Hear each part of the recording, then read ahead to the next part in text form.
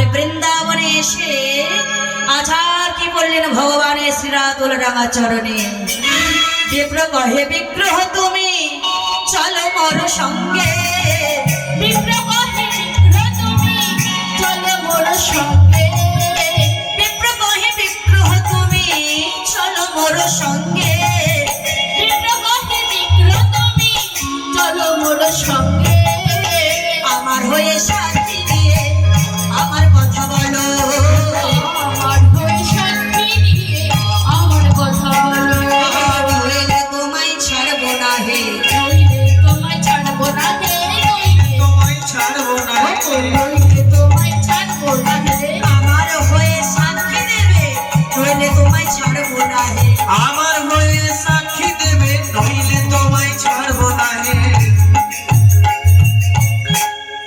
ভগবানের চরণটাকে সজোর আচারকে পড়ে ভগবানের চরণটাকে শক্ত করে ধরে বললেন, প্রভু প্রভু কেউ জানুক বা না জানুক তুমি জানো, কেহ নাই যার তুমি আছো তার, তুমি জানো।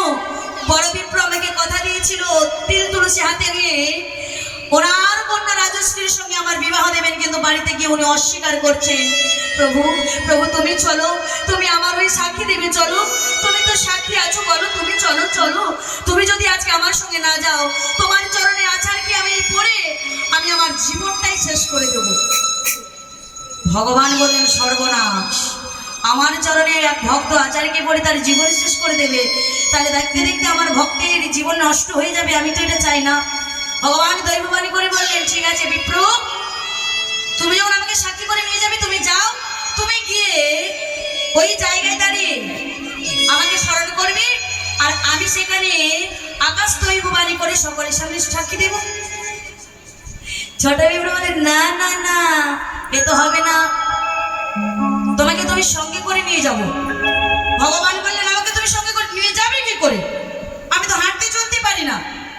তখন ছোট বিপ্র বলেন, হ্যাঁ তুমি কি ভেবেছো আমি এত বোকা নাকি, আমি এত বোকা, তুমি হাঁটতে পারো না? ভগবান বলে, না পারি না। বলে, আচ্ছা হাঁটতে পারো না এখনো তুমি বলো? বলে, না পারি না। বলে, আমার তো মনে হয় যে কথা বলতে পারে সে হাঁটতেও পারে, যে কথা বলতে পারে সে হাঁটতেও পারে, তা তুমি কি করে মিথ্যে বলছো?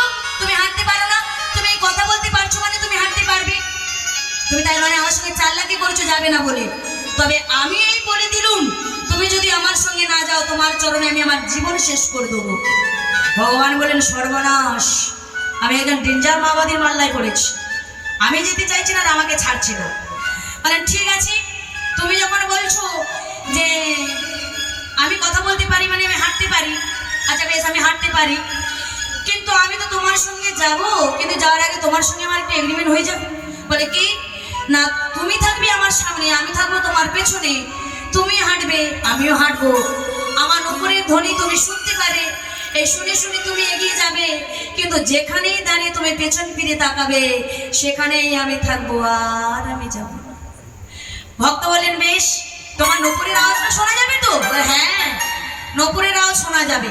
বলে, তাহলে আর কোনো অসুবিধা নেই, কেন না নপুরের আওয়াজ শোনা যাবে মানে তার মানে আমি ভাববো যে ভগবান আসছে, আর আমার পেছন বেরোনোর কোনো দরকার থাকবে না। এই বলে ভগবান আর ভক্তির মধ্যে কথোপকথন হয়ে